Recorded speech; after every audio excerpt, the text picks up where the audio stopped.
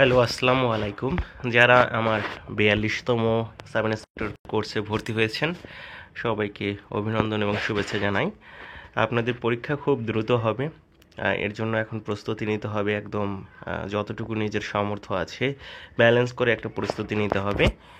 এখন কথা হলো, পাটিগণিতের ভিতর 3.5 নবম দশম শ্রেণীর এই অনুশীলনী থেকে একটা অঙ্ক আসেই।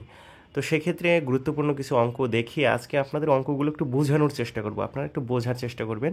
অনেক সময় লাইভ ক্লাসে ঠিকভাবে বোঝানো হয়ে ওঠেনি, অথবা সময় স্বল্পতার জন্য ঠিকভাবে করা হয়নি, তাই এক্সট্রা হিসাবে আমি আপনাদের এই রেকর্ড ক্লাসগুলো আপনাদের দেখানোর চেষ্টা করছি। দেখেন, 30 নম্বর অঙ্কটা ভেরি ভেরি ইম্পর্ট্যান্ট একটা অঙ্ক। প্রথমে বোঝার চেষ্টা করুন। কোনো সমিতির সদস্যরা প্রত্যেকেই, মানে কি এভরি পার্সন, সদস্য সংখ্যার 100 গুণ চাঁদা দেয়। মানে এইখানে কিন্তু দেখেন, মানে কয়েকটা বিষয় আছে। প্রত্যেকেই সদস্য সংখ্যার 100 গুণ চাঁদা দেয়। এই বিষয়টা অনেকেই বুঝতে একটু তালগোল পাকিয়ে নেয়। এটা হলো প্রত্যেকেই চাঁদা দেয়, প্রত্যেকেই কিন্তু কত চাঁদা দেয়, সদস্য সংখ্যা যা আছে তার 100 গুণ হলো প্রত্যেকে চাঁদা দেয়। ধরেন আমি এখানে সদস্য সংখ্যা ধরেন 10 জন। তো 10 জন যদি সদস্য সংখ্যা হয়, প্রত্যেকেই তার ওই সদস্য সংখ্যার 100 গুণ চাঁদা দেয়। সদস্য সংখ্যার 100 গুণ চাঁদা দেয়, তার মানে কি সদস্য সংখ্যা 10 আর 100, ঠিক আছে।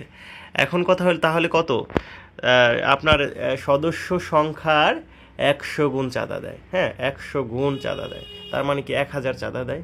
তাহলে 10 গুণ 100, মানে সদস্য সংখ্যা যা হবে তার 100 গুণ চাঁদা দেয় প্রত্যেকেই। প্রত্যেকেই চাঁদা দেয়, তার মানে প্রত্যেকেই 1000 টাকা চাঁদা দেয়।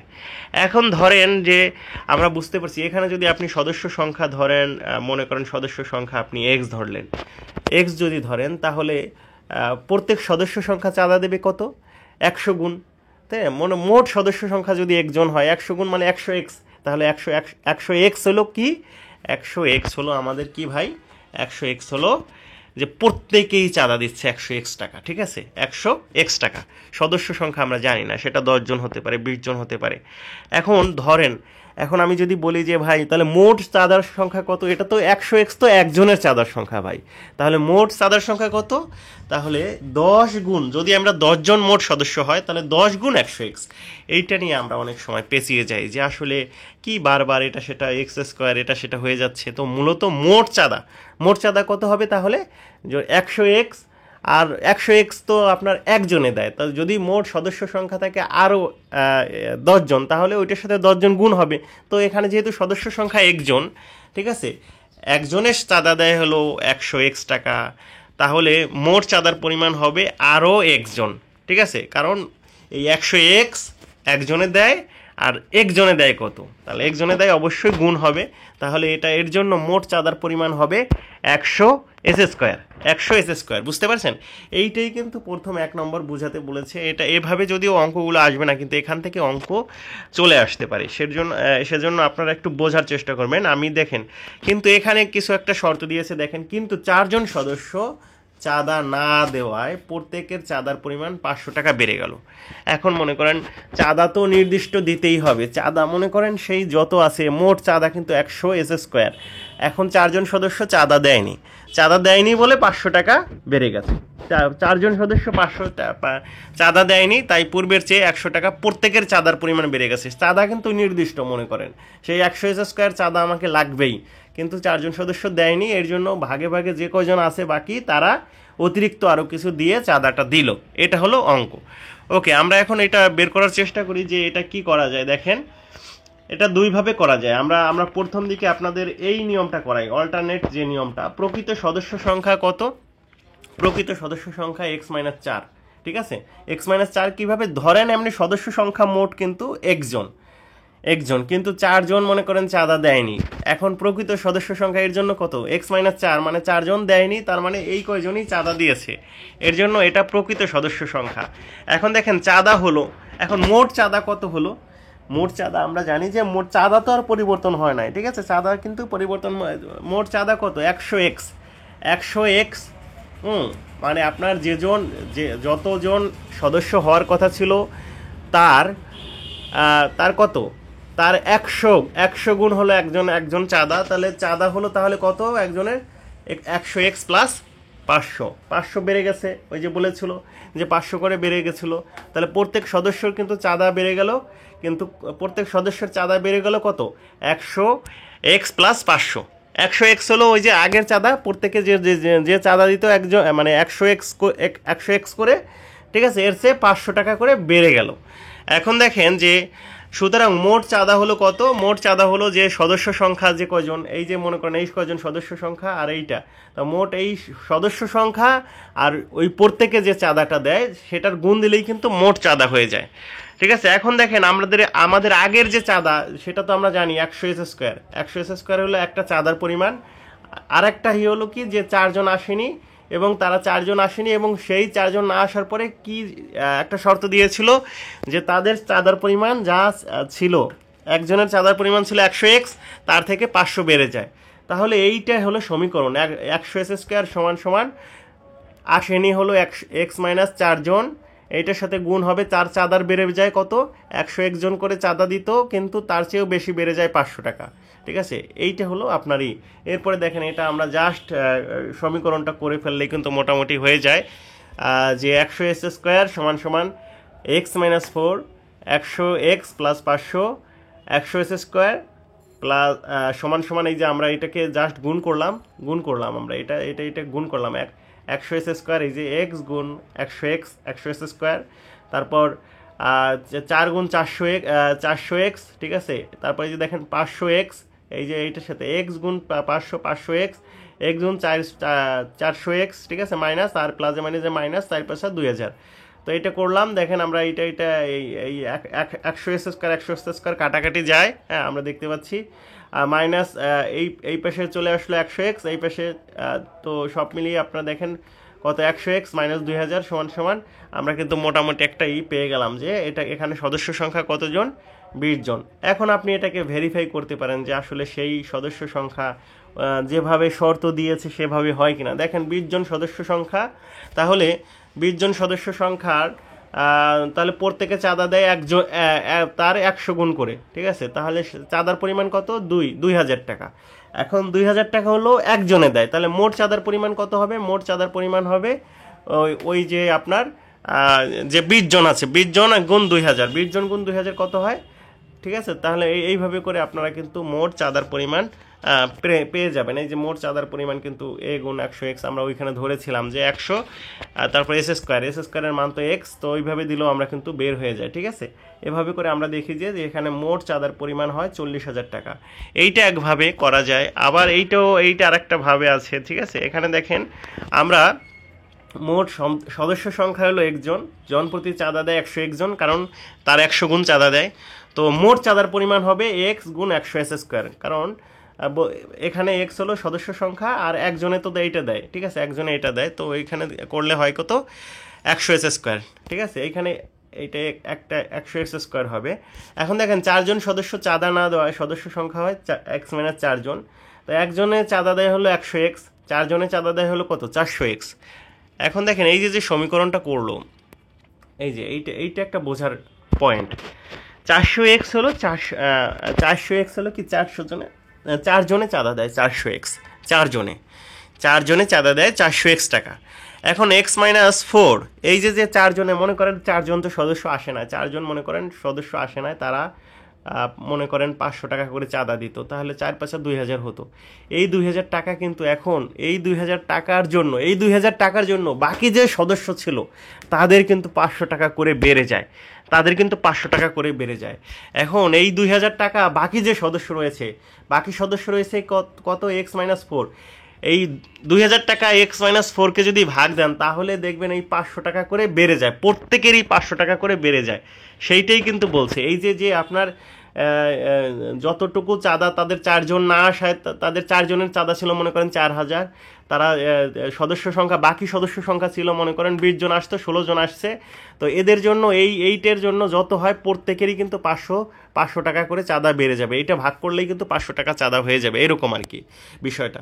তো এইভাবে আমরা এখন এই সমীকরণ দিয়ে কিন্তু এখন এইটুক বোঝাটা কিন্তু খুবই গুরুত্বপূর্ণ, এটা হলো এখানে টার্নিং পয়েন্ট। এখানে এটা যদি বুঝতে পারেন তাহলে দেখবেন এখানে কোনো বিষয়ই না। এখন দেখেন নিরিবিলি হয়ে গেছে, এখন মোট চাঁদার পরিমাণ আপনারা পেয়ে যাবেন, এই যে মোট চাঁদার পরিমাণ, ঠিক আছে। ওকে। আম, তো যাই হোক, আপনারা মনে হয় এই অঙ্কটা বুঝতে পেরেছেন, টুকটাক এই অঙ্কটা বুঝতে পেরেছেন যে কিভাবে হলো। হ্যাঁ, আমাদের মোট চাঁদার পরিমাণ চেয়েছে, ঠিক আছে। এরপর দ্বিতীয় নম্বরে কি চেয়েছে দেখেন যে মোট চাঁদা সদস্য সংখ্যা আমরা 20 জন পেয়েছি, মোট চাঁদার পরিমাণ তাহলে কি 20 এস স্কোয়ার, আমরা জানি 100 গুণ 20 এস স্কোয়ার, সেটা আমরা বের করে ফেলছি। মোট চাঁদার এত অংশ 5% হারে, অবশিষ্ট অংশ 4% হারে 2 বছরের জন্য সরল মুনাফায় বিনিয়োগ করা হলে মোট মুনাফা নির্ণয় করো।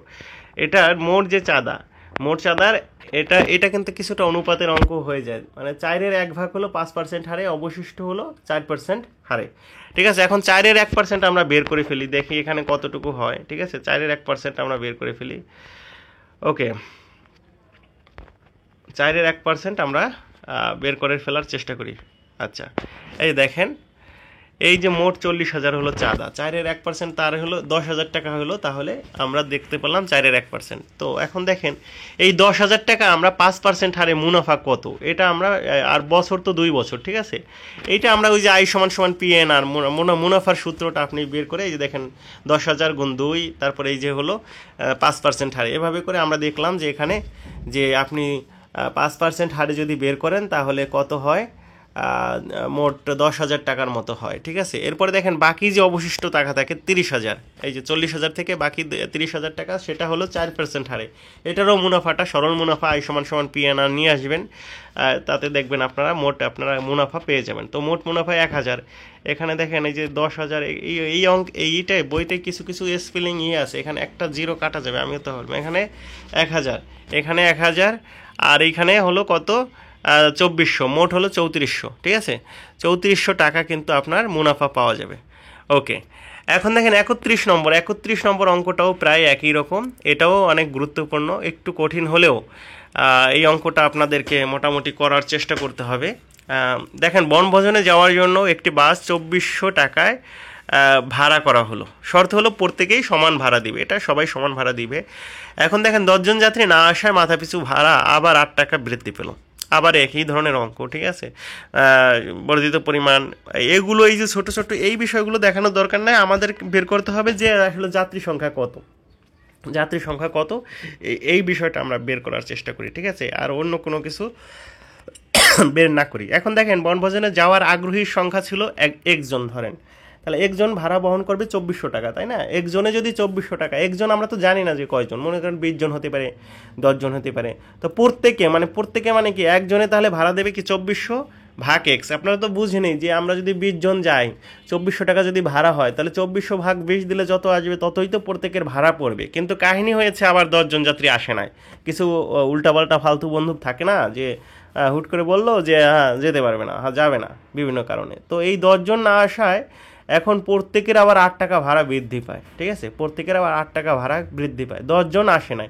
এখন 10 জন না আসায়, দেখেন 10 জনে না আসায় যাত্রীর সংখ্যা কত, এক্স মাইনাস এস, 10 জনে ভাড়া বহন করে, এই যে এখন যেটা এক্স মাইনাস এস ভাড়া বহন করে 2400 টাকা, ঠিক আছে।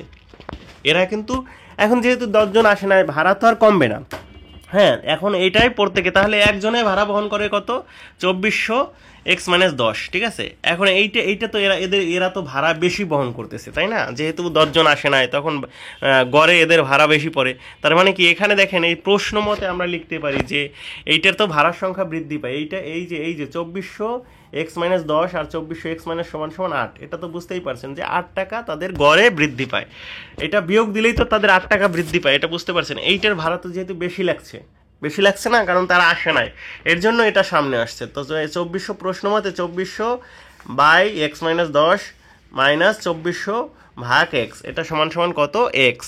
তো এভাবে করে আমরা কিন্তু এখন অঙ্ক মোটামুটি একদমই, এখন অঙ্কটা আপনি কিন্তু লসাগু করলেন, লসাগু ধরলেন, হয়ে গেল। এখন একটু অঙ্ক মোটামুটি আপনারা একটা সিনারিওতে নিয়ে আসতে পারেন, এইগুলো আবার সে আপনার উৎপাদকে বিশ্লেষণের মতো, ঠিক আছে। উৎপাদকে এইটা কিন্তু উৎপাদকে বিশ্লেষণ, ঠিক আছে। X square minus 10x minus 3000, 3000কে আপনারা ভাঙাবেন, তো 3000 60 মাইনাস 50 হয় এরকম।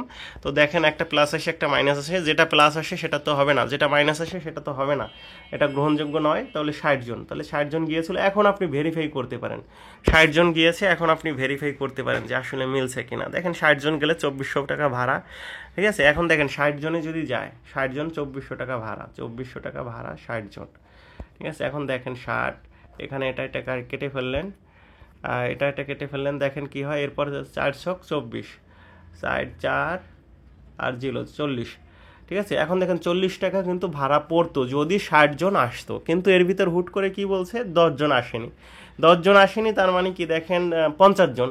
এখন 50 জনকে আবার আপনি কাটেন, দেখেন 50 জনকে আপনি কাটেন, 50 জনকে যদি আপনি দেখেন যে আমাদের মোট যাত্রী সংখ্যা ছিল 50 জন, এখন 2400 টাকা ভাড়া, ভাড়া তো 2400 টাকাই হবে। এখন 50 আপনি কাটেন, 50 কাটেন, দেখেন এখানে 5 4 5 20, ঠিক আছে, 4 5 20, 4 আর হলো কত আপনার, এখন দেখেন 40, 5 8 40। এখন দেখেন আগে 40 টাকা পড়তো, এখন কি পড়ছে, এখন 48 টাকা, তাহলে 8 টাকা বেশি পড়ছে না ভাড়া।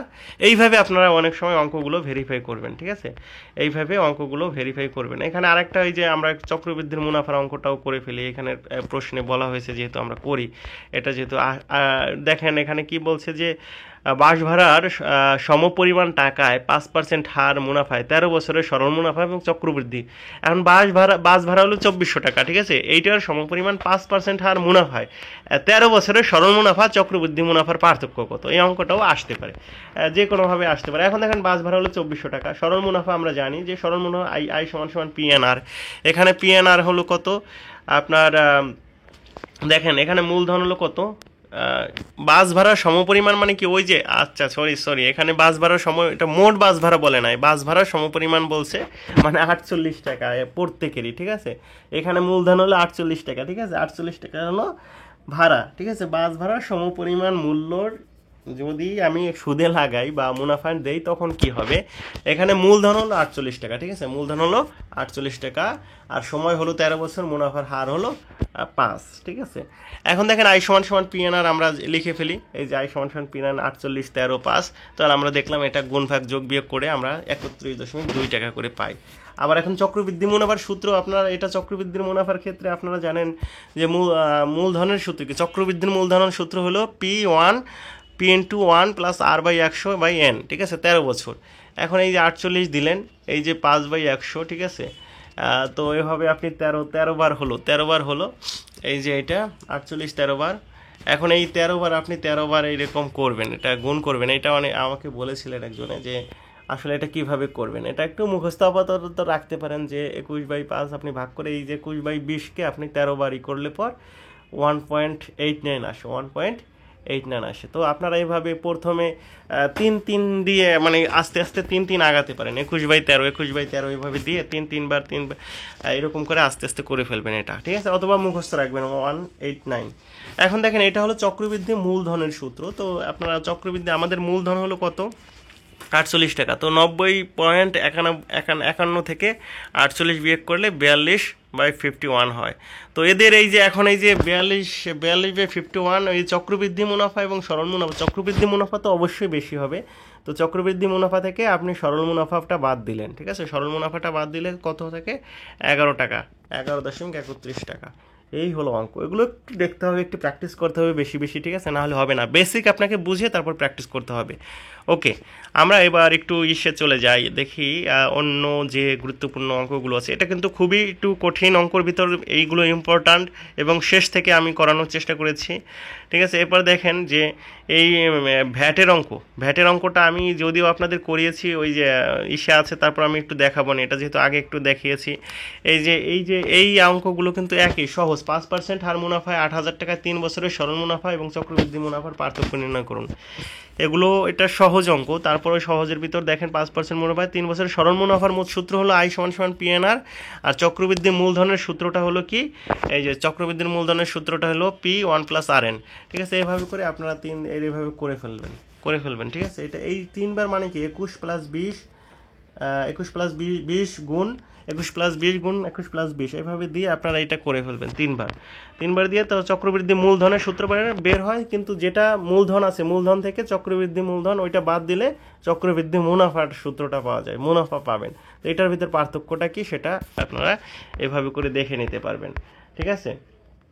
তারপর দেখেন কোনো আসল 3 বছরের সরল মুনাফা সহ এত টাকা এবং 5 বছরের সরল মুনাফা সহ এত টাকা। এখন এই অঙ্কগুলো সাধারণত দেখেন 3 বছরের সরল মুনাফা সহ সরল মুনাফা, একদম সরল মুনাফা সহ এত টাকা, ঠিক আছে।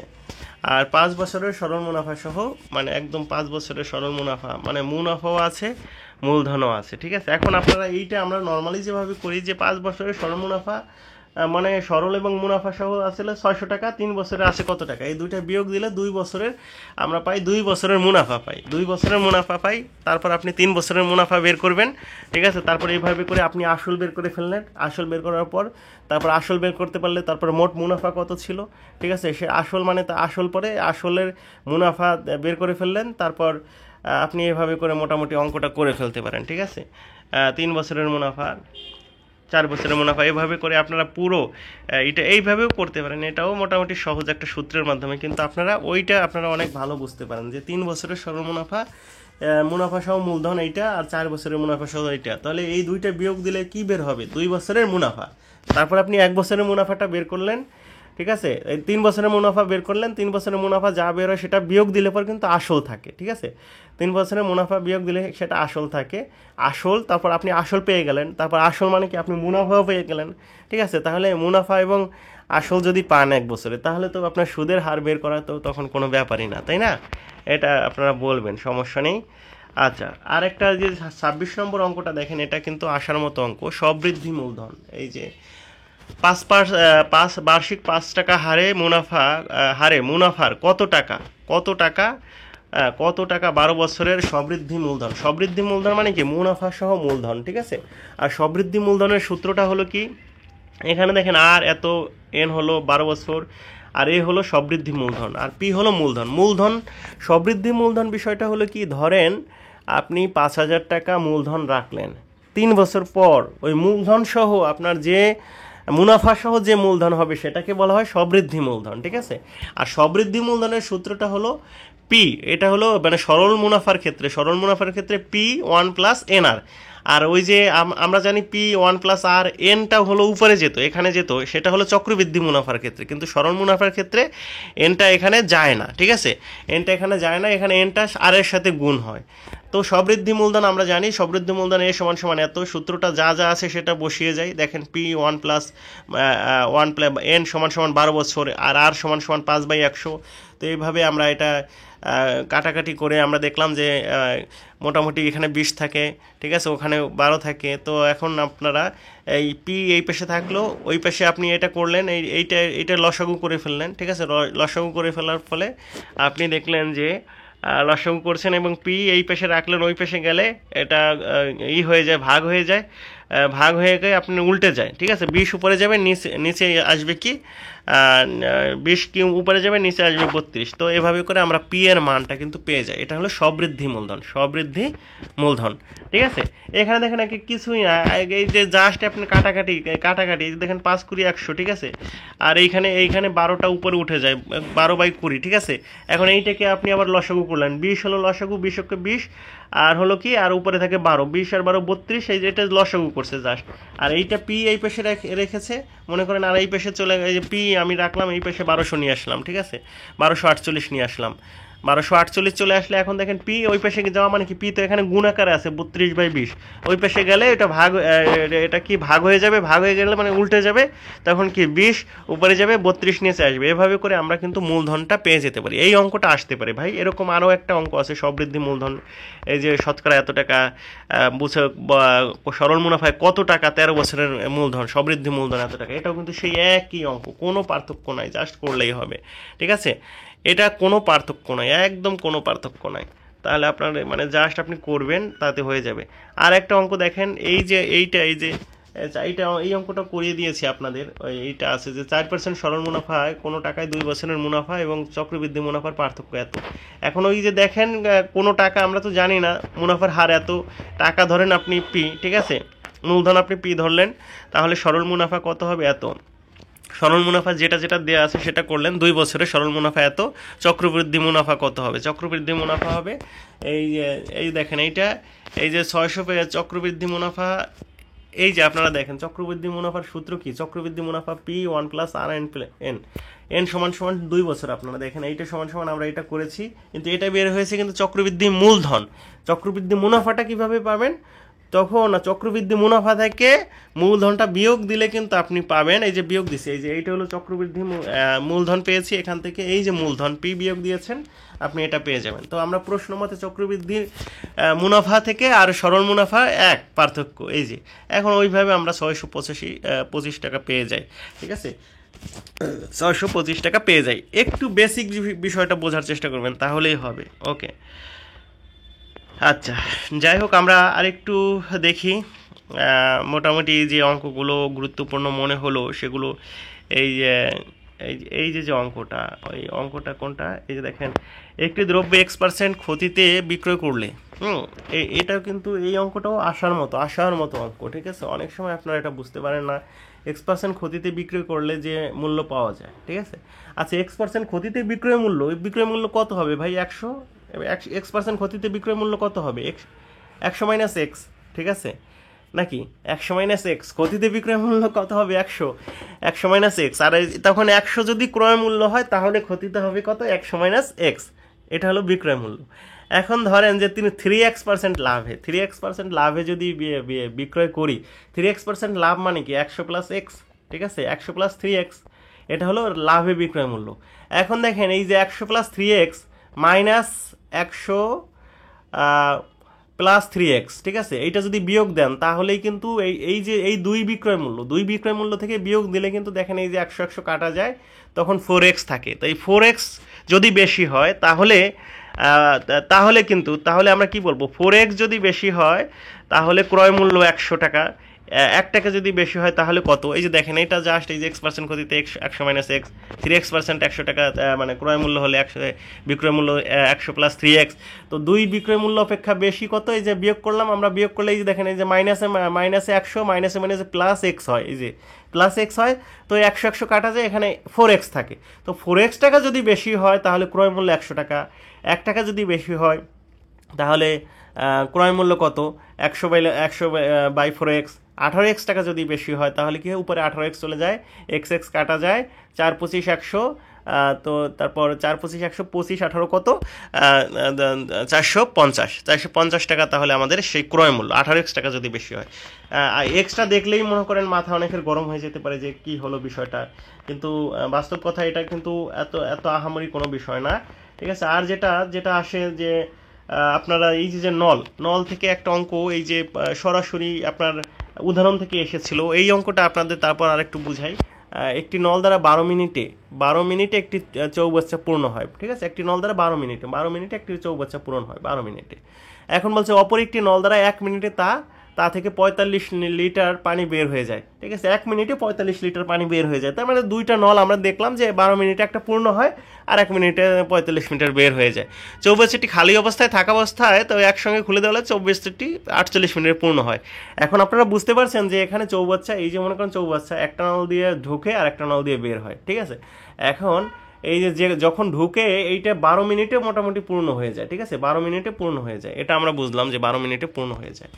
এখন ধরেন এখানে আমি মনে করেন x লিটার পানি প্রতি মিনিটে, এই যে প্রথম নল দ্বারা 1 মিনিটে x লিটার পানি আর কি প্রবেশ করে। আমরা তো জানি না যে কয় লিটার পানি প্রবেশ করে। হ্যাঁ, আমরা ধরি যে 1 মিনিটে কি x লিটার পানি প্রবেশ করে। তো এখন এ কিন্তু 12 মিনিট চলে, তার মানে কি?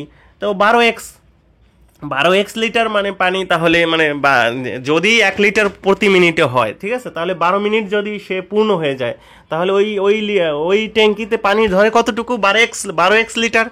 এখন ধরি যে ওই ট্যাঙ্কিতে পুরো পানি আছে y লিটার। ঠিক আছে, y লিটার পানি আছে, এটাও ধরলাম। তাহলে ধরেন এই যে y লিটার পানি আছে, তার মানে কি প্রথম নল দ্বারা 12 গুণ x। ঠিক আছে, প্রতি মিনিটে যদি x লিটার যায় তাহলে 12 মিনিটে যাবে 12x লিটার। তার মানে y যদি পুরো আমরা ধরেছি y লিটার পানি ধরে, তাহলে y সমান 12x লেখা যায়। খুবই ইজি, এটা কিন্তু সমীকরণ 1। এখন ধরেন আর একটা সমীকরণ, এটা আমরা দেখি যে আবার দুটি নল দ্বারা 48 মিনিটে পূর্ণ হয়। ঠিক আছে, এটা ধরা এখন 48 মিনিটে পূর্ণ হয় মানে কি? ওই যে একটা নল দ্বারা, এই যে একটা নল দ্বারা x নল দ্বারা 12 মিনিট ভরে পূর্ণ হয়ে যায়। এখন ওটা এই দুইটা নল যদি একসাথে খুলে দেওয়া যায় তখন ওই পূর্ণ হতে 48 মিনিট লাগে। তার মানে কি 48 এক্স মিটার কিন্তু ওই প্রথম নল দ্বারা এক্স লিটার হলো কি প্রতি মিনিটে ঢুকে, তাহলে 48 মিনিটে ঢুকে কত মিনিটে 48 এক্স লিটার, ঠিক আছে 48 এক্স লিটার এই যে আছে। আর ওই -48 ওটা দ্বিতীয় নলও কিন্তু 48 মিটার মানে 48 মিনিট কিন্তু সে মানে পানিটা বের হয় 48 মিটার। তাহলে এখন আমরা জানি ওই যে দ্বিতীয় নল দ্বারা কিন্তু মিনিটে আবার 15 লিটার বের হয়, ঠিক আছে মিনিটে 15 লিটার। তাহলে 48 এই যে 48 এক্স মাইনাস 48 গুণ 15 এইটা দিলে মানে কিন্তু ওয়াই এর এটা পেয়ে যাই আমরা এক হিসেবে। ওয়াই সমান ওয়াই লিটার মানে কি ওয়াই লিটার পানি ধরে, আমরা তো জানি যে ওয়াই লিটার পানি ধরে। তাহলে 48 এক্স মাইনাস 48 গুণ 15 এইটা যদি পেয়ে গেছি, এই যে দুইটা সমীকরণ পেয়ে গেছি, এই সমীকরণ থেকে আমরা কিন্তু এখন একদম অপনয়ন প্রতিস্থাপন পদ্ধতিতে কিন্তু করে ফেলতে পারি। এটাই টার্নিং পয়েন্ট, এটাই টার্নিং পয়েন্ট, এটাই টার্নিং পয়েন্ট যে এই 48 মিনিটে তো ভরে যায় ভাই, এই ওয়াই সমান 48 মিনিটে ভরে যায়, 48 মিটারে ভরে যায়। কারণ 48 মিনিটে ভরে যায় 48 এক্স, এইটা এই লিটার ভরে, এত কয় লিটার ভরে, আর এই 48 গুণ 15 মাইনাস 48 গুণ 15 এইটা বাদ হয় মানে বের হয়ে যায়। তো এই দুইটা এই ভরে এবং বাদ হয়, এইটা বের হয়ে গেলেই 48 মিনিটে পূর্ণ হয়ে যায়, দুইটা নল যেহেতু একসাথে, এইটা মানে ওয়াই সমান সমান সেই 48 মিটার পূর্ণ হয়ে যায়। এখন আমরা এই সমীকরণ থেকে কিন্তু পাই x সমান সমান y/12, ঠিক আছে আমরা এটা ওই 1 নং থেকে পেয়ে যাই, কারণ ওয়াই সমান সমান বা 12x তার মানে কি x সমান সমান y/12, ঠিক আছে এক্স এর এখানে এক্স দিয়েও আপনি বের করতে পারেন, ওয়াই দিয়েও বের করতে পারেন, যেটা বের করেন ভাই। আমরা যেহেতু ওয়াই লিটারটা বের করতে হবে, তাই আমরা এক্স এর মানটা এখানে আনলাম। তো এক্স এর মান আপনি 2 নং সমীকরণে এখানে বসিয়ে যান, এই যে এখানে বসিয়ে গেল, হ্যাঁ এই যে 48 গুণ y/12, ওই যে 48x ওইখানে y/12 বসালাম। তো এখানে আমরা মোটামুটি করলাম ওয়াই সমান সমান সব ওয়াই এর মান হয়ে গেল এখন। তো 3y এর সমান সমান আমরা দেখলাম যে 720 মাইনাস ভাগ 3 240 মিটার এই ভরে। এইভাবে করে আপনারা কিন্তু একটু করে ফেলতে পারেন, এইটুক কিছুই না, এইটুক তেমন কিছুই না, এটা আপনারা নর্মালি পারবেন, ঠিক আছে। কিন্তু মূল বিষয়টা হলো যে আপনার দেখেন মূল কথা হলো 12 মিনিট একটা। আবার একটু আমি আপনাদের একটু বলি যে অনেকের এটা একটু রিক্যাপ হবে। মনে করেন এই যে এইটা ভরতে 12 মিনিটে একটা পাইপ দ্বারা ভরে, আর একটা হলো বের হয়ে যায়, ঠিক আছে বের হয় এটা প্রতি মিনিটে 15 লিটার বের হয়ে যায়, এটুকু দেওয়া আছে আবার, ঠিক আছে। এখন আমি এই 12 মিনিটে ভরে যায়, এখন আমরা ধরি যে এক্স লিটার হলো প্রতি মিনিটে ভরে এক্স লিটার, তাহলে 12 মিনিটে ভরবে হলো 12 এক্স লিটার। এখন আমি ধরি পুরো ইসে ধরে হলো ওয়াই লিটার, তাহলে ওয়াই সমান সমান 12 এক্স লিটার, বুঝতেই পারছি ওয়াই সমান সমান 12 এক্স, কারণ ওই যে এক্স লিটার আমরা যে 12 মিনিটে যেহেতু ভরে 12 এক্স, ঠিক আছে। এই একটা সমীকরণ। আর একটা সমীকরণ হলো কি যে আপনার 48 মিনিটে এই দুইটা নল একসাথে যদি আমি ছেড়ে দিই, একসাথে ছেড়ে দিই, তখন আমাকে কি হবে, দুইটা নল আমি যদি একসাথে ছেড়ে দিই এই 48 মিনিটে পূর্ণ হয়ে যায়, তার মানে এইটাই খুব বেশি ভরে আর এইটা বের হয়, তারপরও 48 মিনিটে পূর্ণ হয়। এখন 48 মিনিটে আমরা জানি এই নল দ্বারা প্রতি মিনিটে এক্স লিটার ভরে, তাহলে কত হয় 48 এক্স, ঠিক আছে। আবার এই নল দ্বারা 48 মিনিটে, এই নল দ্বারাও 48 মিনিটে বের হয়, তার মানে কি 48 ওয়াই 48 বের হয়। এখন এই 48 ওই বের হয় মানে কি ওয়াই, ঠিক না, এই তো এই ওয়াই তো মানে পুরো কত লিটার ধরে সেটা 48, এখন বের হয় কত প্রতি মিনিটে, ওরা ওইটা প্রতি মিনিটে বের হয় 15 লিটার, তাহলে 48 মিনিটে বের হবে 48 গুণ 15। এখন এই দুইটা বাদ দিলে এখন কিন্তু এই যে আমরা সমীকরণটা পেয়ে গেছি ওয়াই এর মান, এই সমীকরণ থেকে আমরা কিন্তু 240 লিটার পেয়ে যাই। আমরা এইভাবে করে মনে করেন আপনারা আরও অঙ্ক এটা অন্য নিয়মে করা যায়, তবে এটা আমার কাছে মনে হয় যে না মোটামুটি ঠিক আছে, এটা ভালো একটা নিয়ম, ঠিক আছে। এখন এই ধরনের নিয়মগুলো মোটামুটি এই যে নদীর এই যে এই স্রোতের অঙ্ক, এটাও কিন্তু একটা ইম্পর্ট্যান্ট অঙ্ক, আমি আপনাদের সাজেশনেও দিয়েছি। তো দেখেন একজন মাঝি দাঁড়বে 15 কিলোমিটার যেতে এবং সেখান থেকে ফিরে আসতে 4 ঘন্টা লাগে, ঠিক আছে। দাঁড়বে 15 কিলোমিটার যায়, ঠিক আছে, যেতে এবং সেখান থেকে ফিরে আসতে মোট মানে যেতে 15 কিলোমিটার যায় এবং সেখান থেকে ফিরে আসে মোট সময় লাগে হলো 4 ঘন্টা। সে স্রোতের অনুকূলে যতক্ষণ 15 কিলোমিটার যায়, স্রোতের প্রতিকূলে ততক্ষণ 3 কিলোমিটার যায়, ঠিক আছে। এই যে যত সময় ওই সময়ে 5 কিলোমিটার যায় আর ততক্ষণে 3 কিলোমিটার যায়, এই হলো সূত্র। তাহলে স্রোতের বেগ এবং বেগ এটা কিন্তু একটু কঠিন, এর জন্য আপনাকে মোটামুটি বুঝতে হবে। যেমন দাঁড়ের বেগ ধরলেন, দাঁড় মানে কি আপনি যে নৌকার বেগ যাকে বলে দাঁড়ের বেগ হলো x কিলোমিটার, আর স্রোতের বেগ ধরলেন কত y কিলোমিটার, ঠিক আছে। এখন এখানে কিন্তু 15 কিলোমিটারই যায়, 15 কিলোমিটারই কিন্তু যায়, ঠিক আছে। এখন দেখেন 15 কিলোমিটার এই যে এক্স এবং ওয়াই, ঠিক আছে, একবার প্রতিকূলে যায় একবার অনুকূলে যায়, একবার প্রতিকূলে যায় একবার অনুকূলে যায়, এইটা হলো অনুকূলের বেগ, ঠিক আছে, এক্স প্লাস ওয়াই একসাথে হবে, স্রোতের বেগ এবং দ্বারের বেগ একসাথে হবে। আর একবার হলো কি এই 15 কিলোমিটার ফিরে আসতে, যখন ফিরে আসবে তখন কিন্তু সে প্রতিকূলে যায়, ঠিক আছে, প্রতিকূলে যায় তখন এটা এক্স মাইনাস ওয়াই। তো এইটার টোটাল সময় লাগে কত দেখছেন, টোটাল সময় লাগে হলো 4 ঘন্টা। এর জন্য আমরা কিন্তু এটা যোগ দিয়েছি। এই হলো একটা সমীকরণ আমরা পেলাম। এখন বলছে আর একটা সমীকরণ কি বলছে, যে যে 5 কিমি, যত সময় 5 কিমি যায়, মনে করেন স্রোতের অনুকূলে, এই যে অনুকূলে যত সময় 5 কিমি যায়, অনুকূলে আমি স্রোতের অনুকূলে 5 কিমি ধরলাম, এই যে 5 কিমি অনুকূলে মানে কি, অনুকূলে মানে হলো আপনার এক্স প্লাস ওয়াই, মানে দুইটা স্রোতের এবং দ্বারের গতিবেগ কি হবে, আর ওই সময়ে 3 কিলোমিটার যায় হলো প্রতিকূলে এক্স মাইনাস ওয়াই। এই যে যেহেতু সূত্র পেয়ে গেছি ভাই আমরা, যখন যেহেতু সমীকরণটা পেয়ে গেছি এখানে, মানে 5 কিলোমিটার অনুকূলে যায়, অনুকূলে মানে কি 5 বাই এক্স প্লাস ওয়াই, ঠিক আছে, সমান, আর ও প্রতিকূলে যায় 3 কিলোমিটার, তখন সেই অবস্থায় এক্স মাইনাস ওয়াই। এই যে দুইটা সমীকরণ পেয়ে গেলাম, এখন আমাদের অঙ্ক করতে আর কোনো সমস্যা নেই। এই দুইটা বেসিক পয়েন্ট বুঝলে এরপর আপনি এটা যোগ বিয়োগ গুণ ভাগ করে এক্স সমান সমান 4y পেয়ে গেলেন, এক্স এর মান আপনি এরপর বসিয়ে দিলেন, ঠিক আছে, এখানে বসিয়ে দিলেন, ঠিক আছে, দেখলেন সব ওয়াই চলে আসলো, তখন আপনি কিন্তু আস্তে আস্তে সব এই যে ওয়াই সমান সমান পরে আমি 2 কিলোমিটার, তারপর দেখেন ওই ওয়াই এর মান আপনি এক্সে বসিয়ে পেলেন, তারপর 8 কিলোমিটার। এখন আপনি ভেরিফাই করে সব কিছু এইগুলোই কিন্তু আবার আপনি ভেরিফিকেশনে দিতে পারেন যে আসলে হলো কি না, ঠিক আছে। এভাবে করে আপনি স্রোতের অঙ্কটা কিন্তু করে ফেলতে পারেন। আর এই যে চৌবাচ্চা পি লিটার এটা তেমন কিছু না, তারপর আপনারা করতে পারলে করবেন, এটা আমি পরে আপনারা যদি না বুঝেন করিয়ে দিব, সমস্যা নাই। আর এই যে এটাও কিন্তু এত কঠিন কোনো অঙ্ক না, এই যে এই পি ঘন্টায় ডি কিলোমিটার যায় স্রোতের অনুকূলে, ওইটা কিউ ঘন্টা লাগে, এটাও জাস্ট পি কিউ ধরা, স্রোতের অনুকূল গতি, ওই যে অনুকূল, এই যে স্রোতের মানে আপনি নৌকার বেগ ধরছে বি কিলোমিটার, স্রোতের বেগ বিসি, তাহলে বি প্লাস সি হবে অনুকূল আর প্রতিকূল হবে বি মাইনাস সি।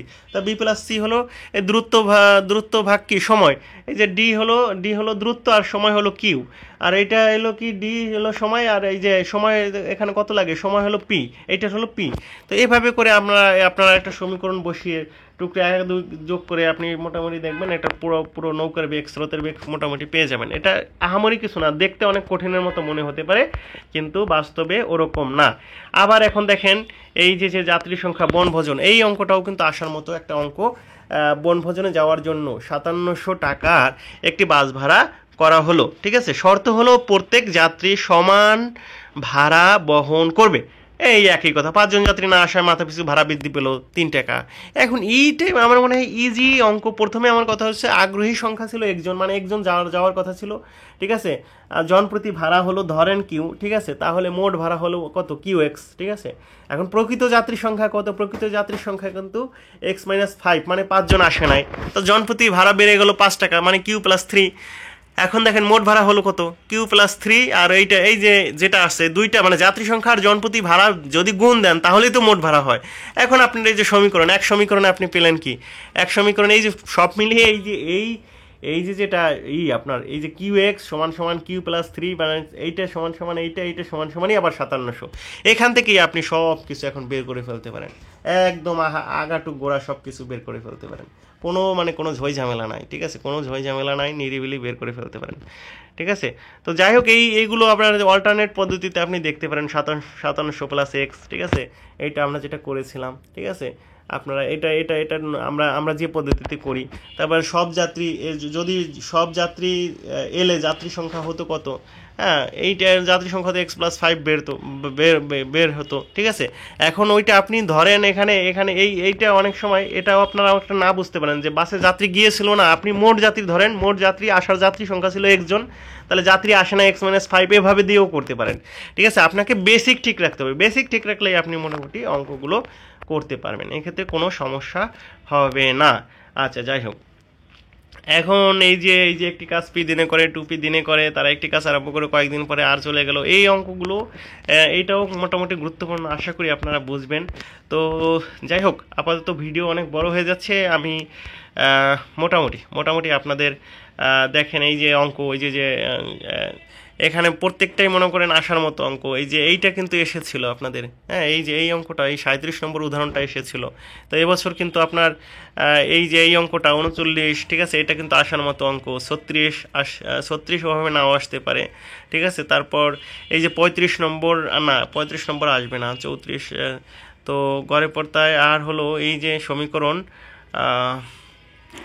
ঠিক আছে, এই এই বার্ষিক ক্রিয়া প্রতিযোগিতা, এটা দেখবেন, আপনারা দেখবেন, প্রত্যেকটা অঙ্ক দেখার চেষ্টা করবেন টুকটাক। তো ঠিক আছে, এই অঙ্কগুলো আপনারা যেখানে, তারপর যেখানে যে অবস্থায় যে সমস্যা হয় না কেন আবারও বলবেন, আমি আপনাদের মোটামুটি চেষ্টা করেছি করিয়ে দেওয়ার জন্য।